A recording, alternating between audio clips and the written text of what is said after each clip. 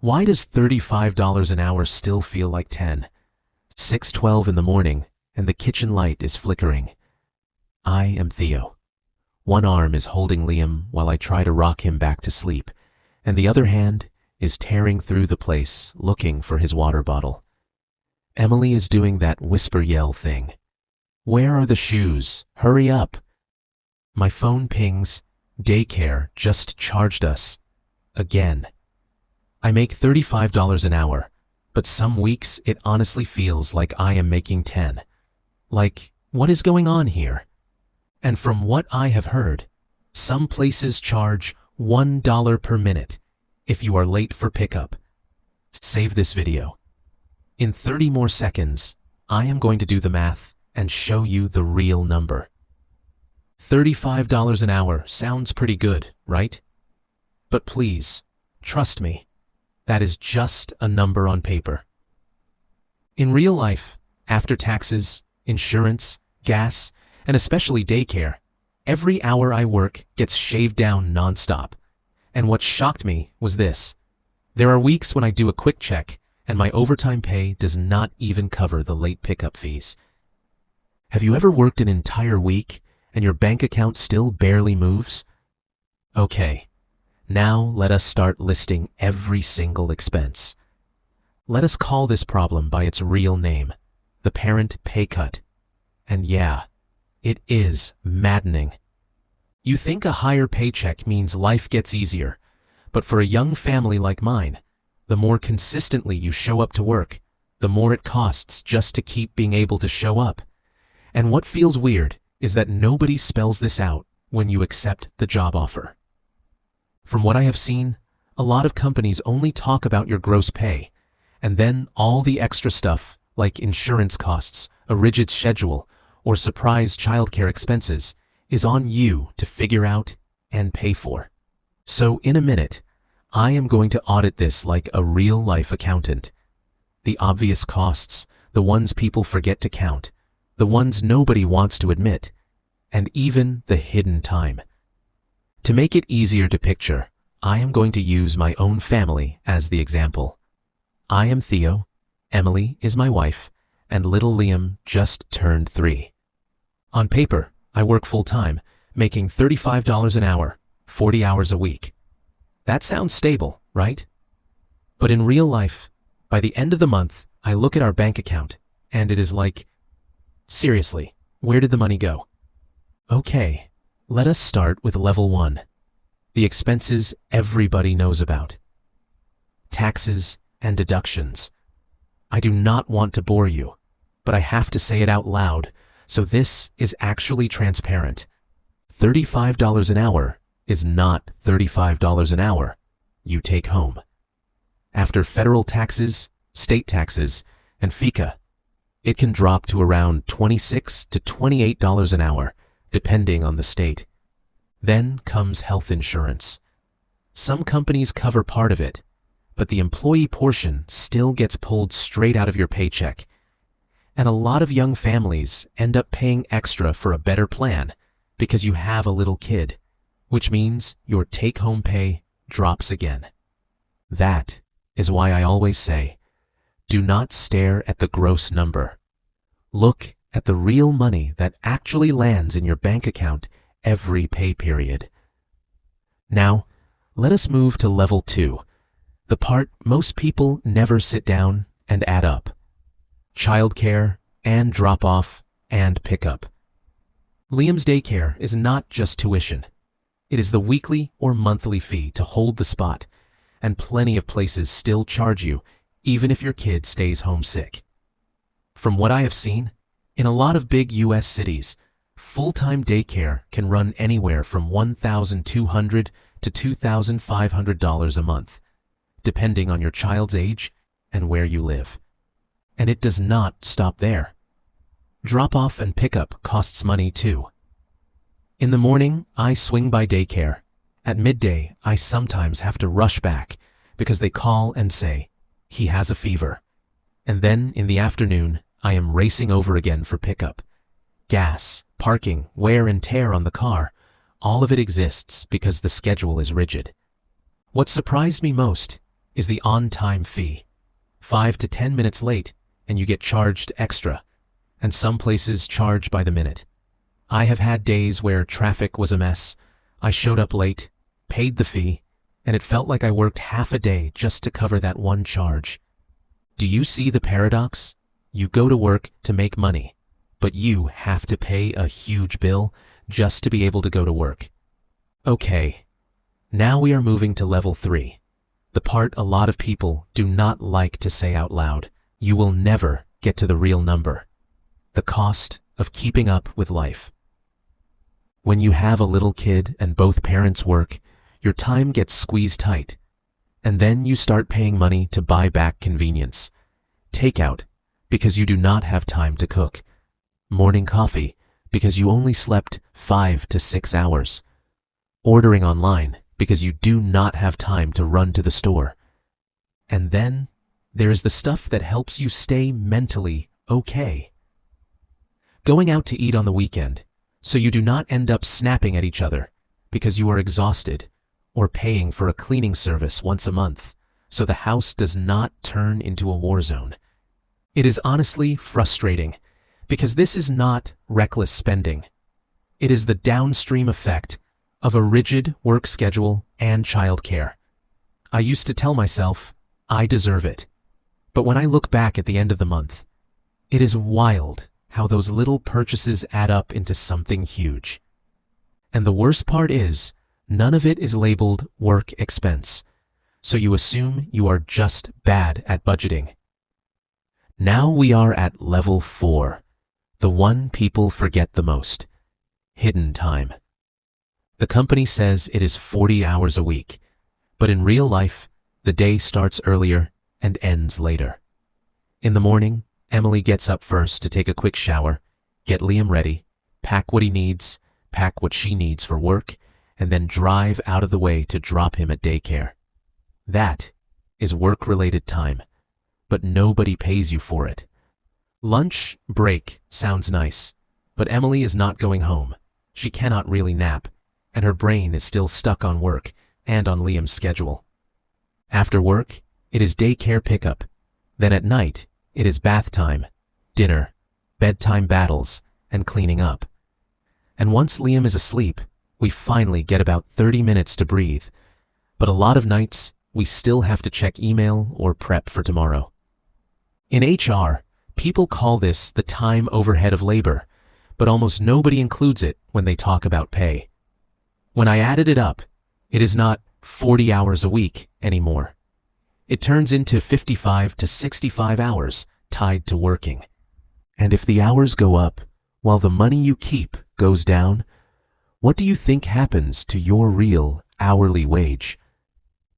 Now we get to the verdict, and I am pulling out the calculator. Let me settle it with numbers so there is nothing to argue about.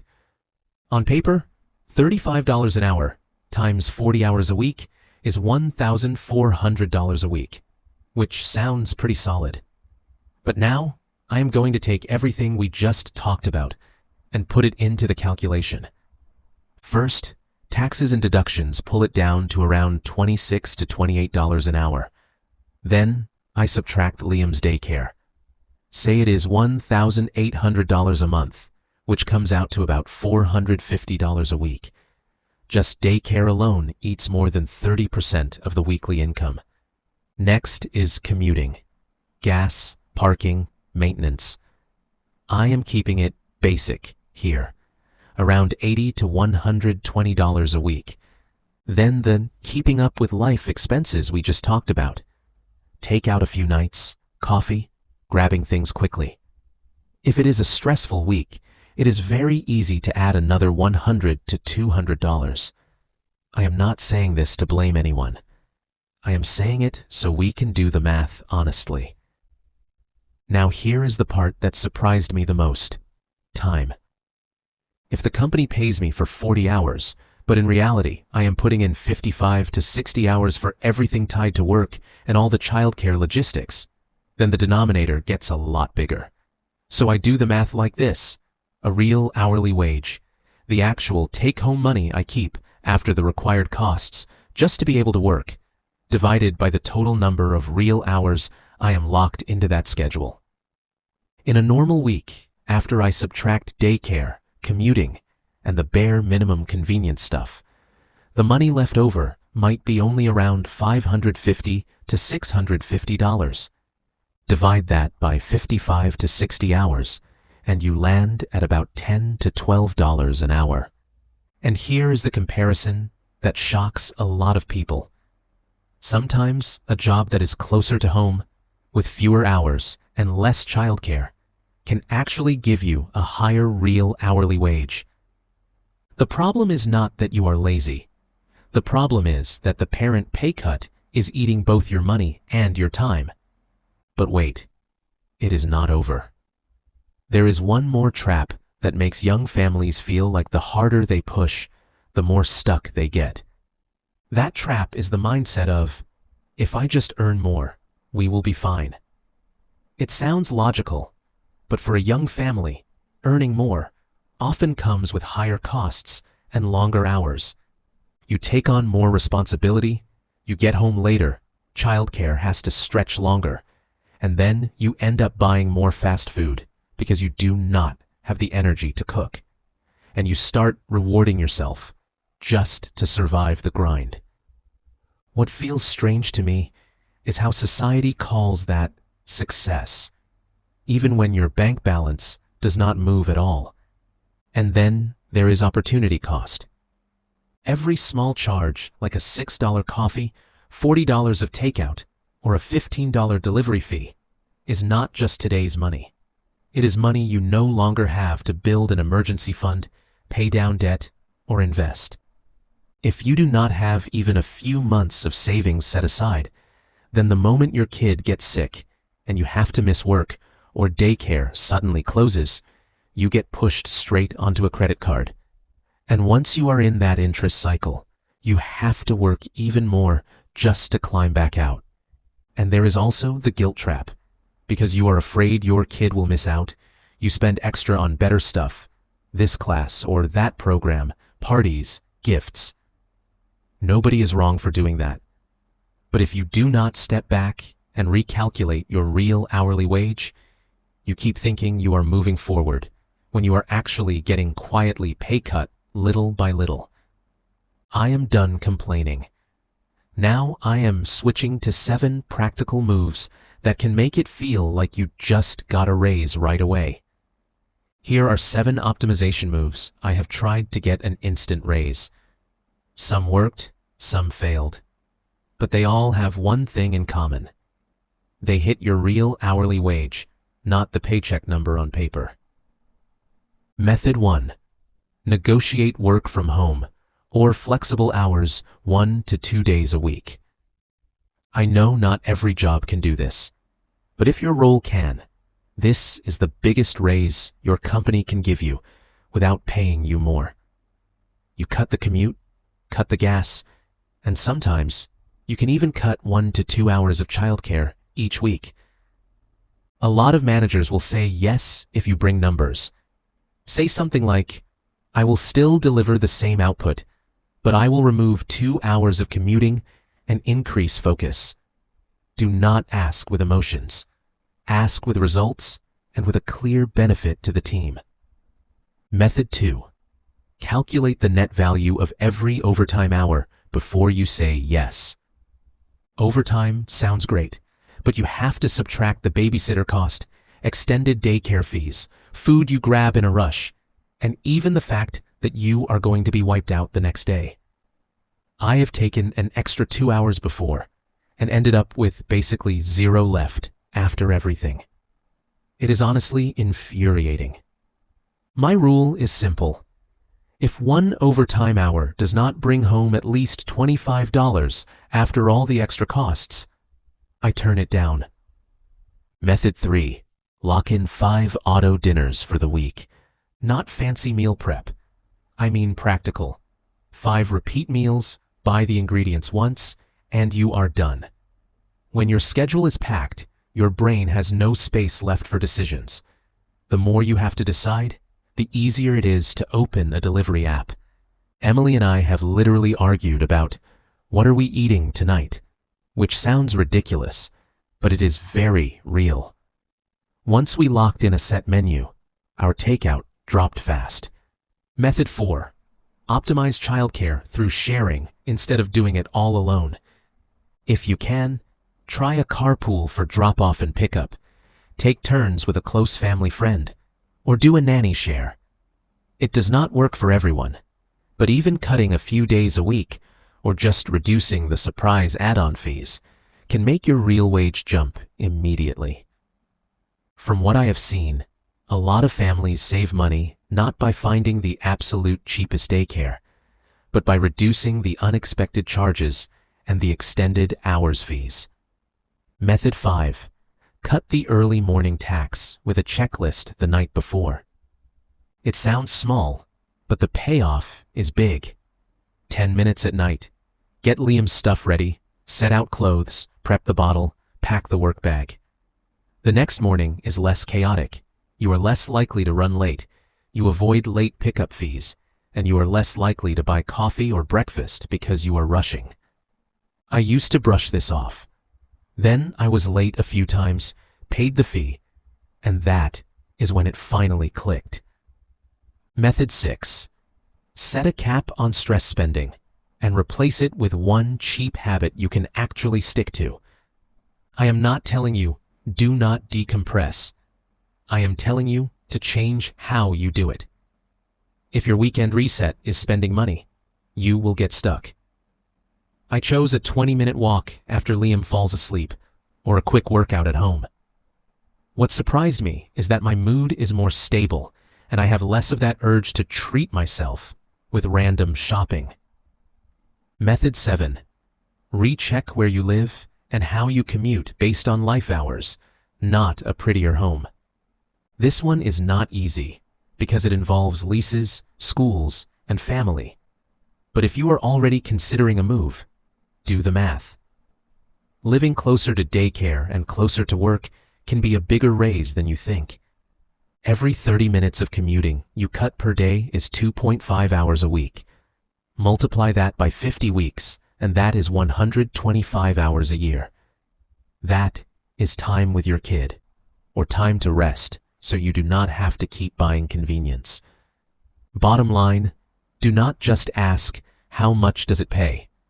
Ask, after childcare and the costs of working, how much do I actually keep, and how many life hours am I losing?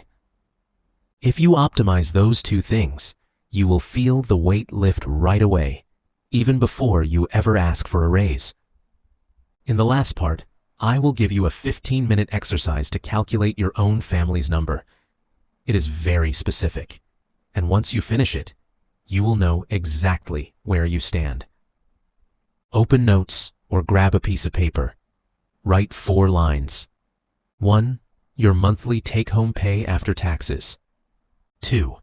Your monthly childcare cost plus your weekly commuting costs. 3. Your minimum weekly convenience spending, takeout, coffee, delivery fees. 4. The total real hours you are locked into because of the schedule.